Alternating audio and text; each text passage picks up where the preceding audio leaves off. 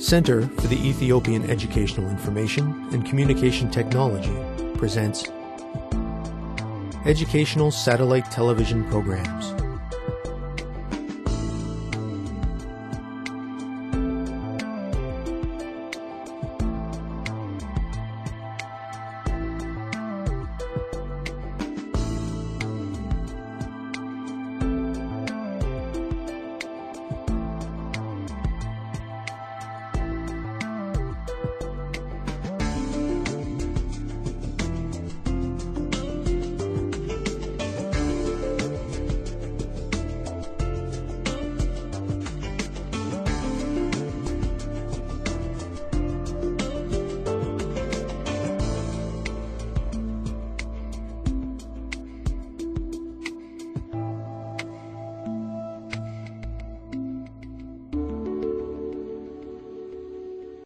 Hello, teacher. Hello, students. Welcome to our second unit of Grade 10 Civics. In this unit, you will study the relationship between rule of law and constitution. You will study how rule of law limits the power of the government.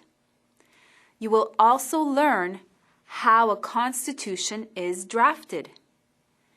In this lesson, we will discuss constitution as a major source of rule of law. We will learn about the writing of a constitution in Ethiopia, focusing on how it was formulated and ratified.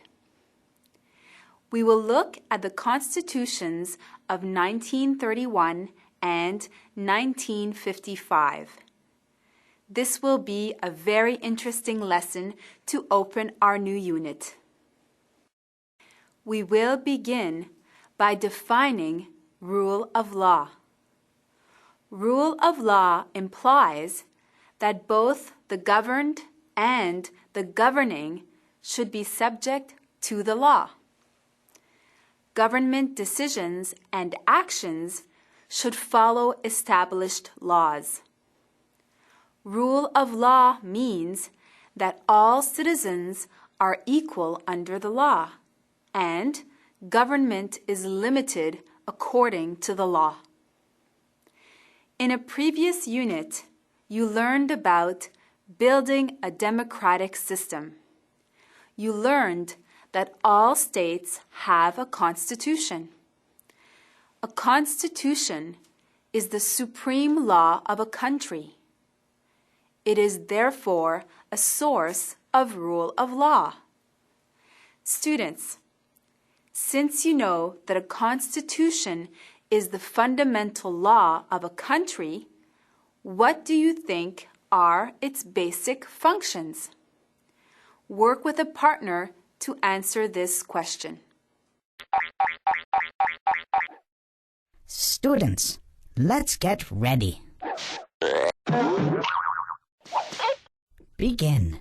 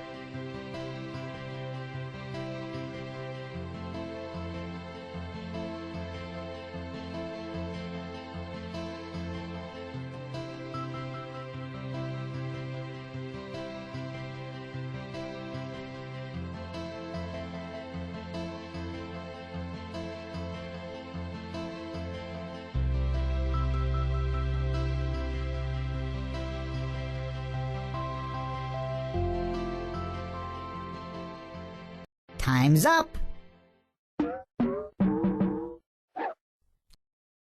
Let's get back to our lesson.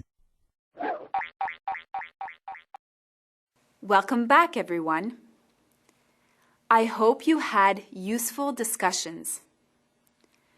The Constitution has a number of important functions. Let us list them. It establishes the relationship between state and society. This is very important because the Constitution clarifies the duties and rights of the state and of citizens. The Constitution also provides the basic organs of government and administration, and it provides for the structure, composition, powers, and principal functions of these organs.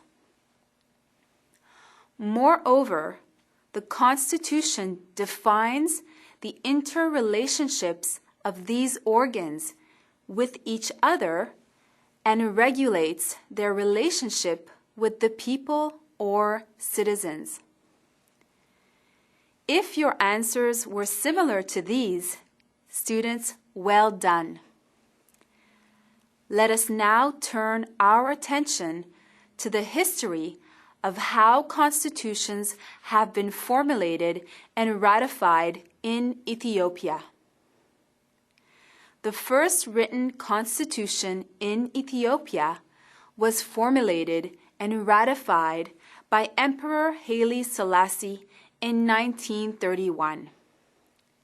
This constitution provided a two-house parliament with an upper house and a lower house. The upper house was composed of members of the nobility who had been selected and appointed by the emperor. The role of the lower house was advisory. It was composed of individuals whom the nobility in the upper house had elected. This parliamentary system meant that there was no public election of any of the members of the houses. The 1931 Constitution also established a ministerial executive and a judiciary. It legalized the emperor's absolute power. Students, what is the relationship between the emperor's absolute power and the notion of divine right? Students, let's get ready. Begin.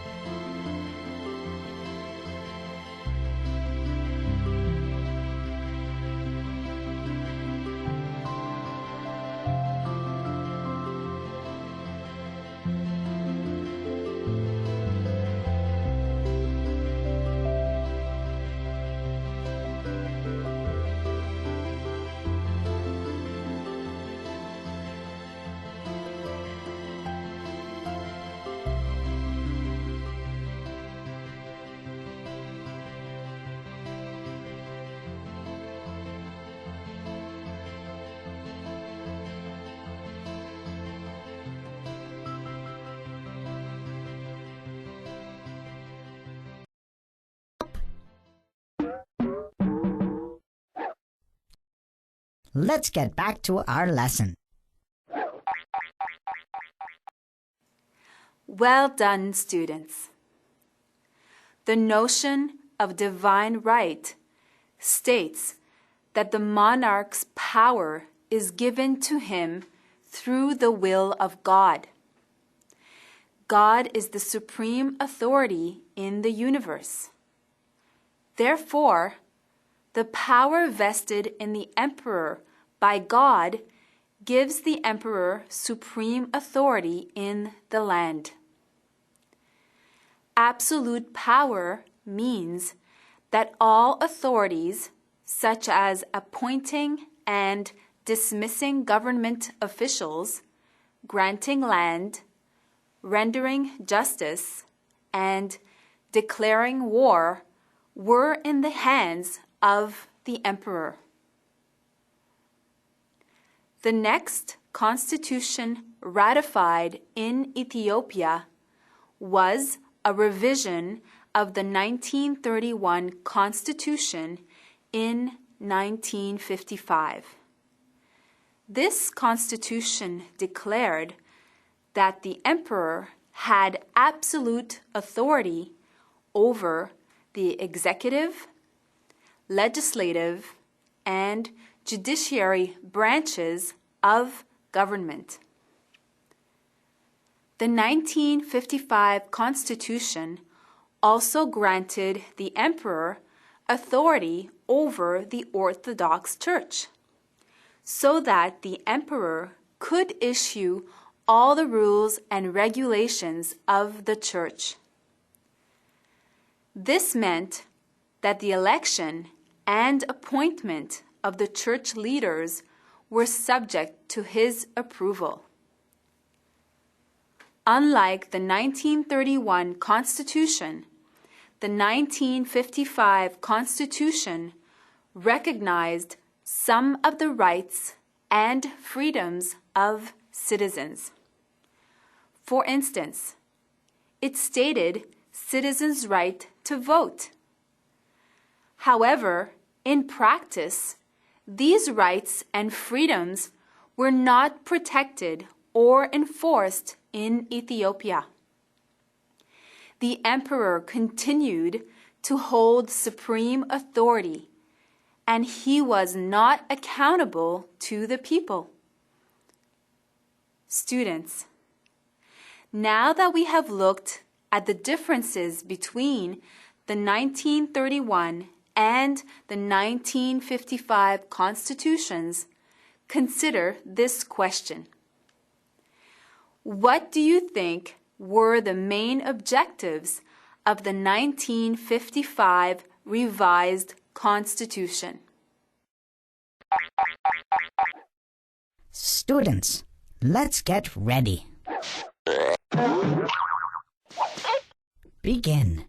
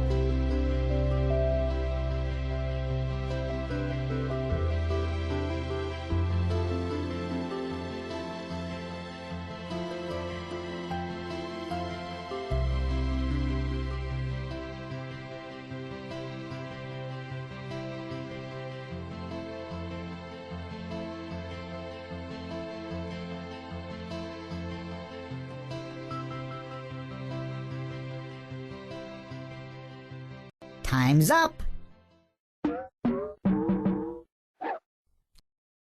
Let's get back to our lesson. Hello again. I wonder how you responded to this question.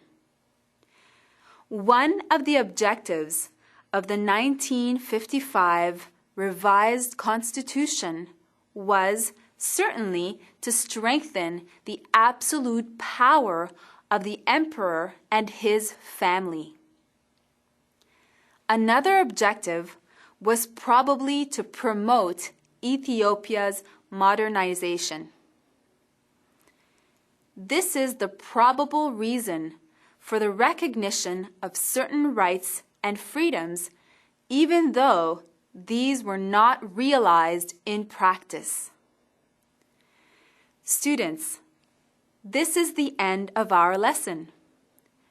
We have learned about Constitution as a source of rule of law and studied the formulation and ratification of the 1931 and 1955 constitutions in Ethiopia. Next time, we will study the 1987 and 95 constitutions. Until then, thank you, teacher. Thank you, student.